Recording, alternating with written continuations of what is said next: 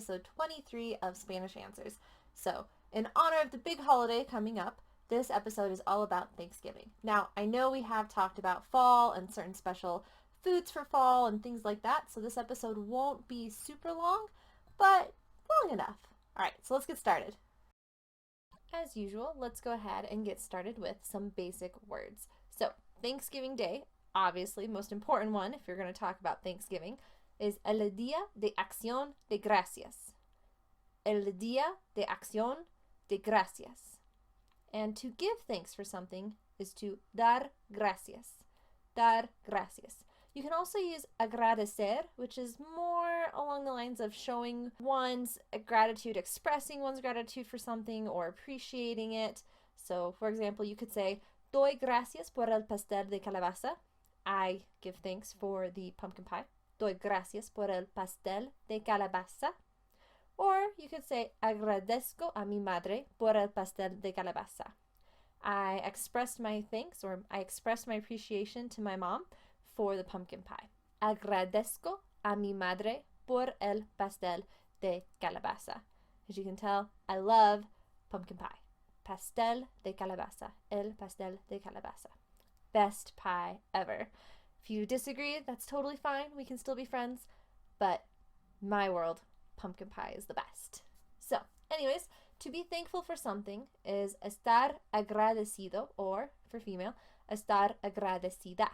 And then, of course, family, which is one of the most important aspects of Thanksgiving. La familia. Family. La familia. And a lot of families, for their Thanksgiving meal, will say a prayer, la oración, to give thanks. So, una oración para dar gracias a Dios. A prayer to give thanks to God. Or you might have a family blessing, la bendición, or una bendición. And, of course, pumpkin pie. But we already talked about that. Then, last but certainly not least, let's go through some important food words. Turkey, one of the most important dishes on the Thanksgiving table. El pavo. El pavo, turkey. For some people, though, turkey is not really something they dig, so ham is another option. El jamón. El jamón. Then there's yams, which also one of my favorite dishes at Thanksgiving. Los ñames, and that's N with a squiggly line, a tilde on top of it. So los ñames. Now, you also, in Spain, you might hear los boniatos. Los boniatos. Going back to the turkey real quick, some other words that you might hear that I forgot to mention is you might hear guajolote in Mexico for turkey, guajolote, and in Cuba you might hear guanajo.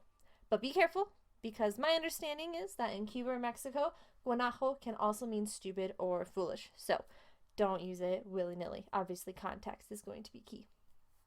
Okay, then there's cranberries, los arándanos. Los arándanos, again, cranberry jelly. One of my favorite things. One time I think ate almost, if not, an entire can of cranberry jelly.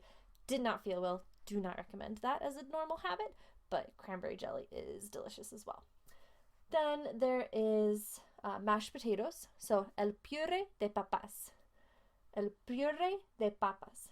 Also in Puerto Rico might hear papa majada, la papa majada, and in Spain you might hear el puré de patata. El puré de patata. And then there are rolls, los panecillos, and you could hear un bollo de pan as well, but in Spain, where you would hear that, it can also be used to mean like a mix-up or being in a jam. So word reference gives this example, se ha liado un bollo de mucho cuidado. Se ha liado un bollo de mucho cuidado. A delicate mix-up has occurred. A delicate mix-up has occurred. Se ha liado un bollo de mucho cuidado. And of course, we've got gravy. Can't have Thanksgiving mashed potatoes without gravy. El jugo de carne. El jugo de carne. You can also just call it salsa, which is basically sauce, right? Salsa. Because after all, a gravy boat is called una salsera. Una salsera, which I love. Has totally different connotation in my head, una salsera, than a gravy boat does. So that's unfortunate, but also it just makes me love that word so much. Then, of course, stuffing, which some people love, some people hate. I personally don't like it. Don't tell my mother. But stuffing's not my favorite. El relleno. El relleno. All of that being said, while I was researching the words for this list, I discovered that there was actually a dance, a popular dance in the 1960s called the mashed potato. And I don't know if it's because of the song Mashed Potato Time by Dee Dee Sharp or if that's just what they danced to because of the irony. I'm not really sure. But I have put links in the show notes so you can also enjoy this brand new discovery of mine. Yeah, if you ever wondered how anyone survived the 60s, these videos definitely won't help solve that riddle. But it is so funny. I can't believe that there was actually a dance like this. Okay, so please check that out. Let me know what you think.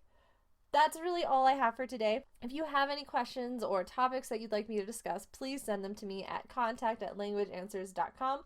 That's contact@languageanswers.com. If you enjoyed this episode, please click like or leave me a positive review.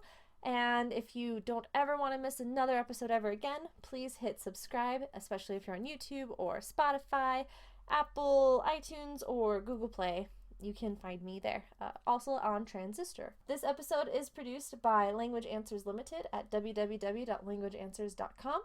I am a translator from Spanish into English, a podcaster, and an editor. Thank you so much for listening to today's episode. I hope that you get to practice some of these new words, or old words, depending, this week as you celebrate Thanksgiving with family, friends, and hopefully lots of pumpkin pie. In the meantime, I will see you in 2 weeks. Hasta luego.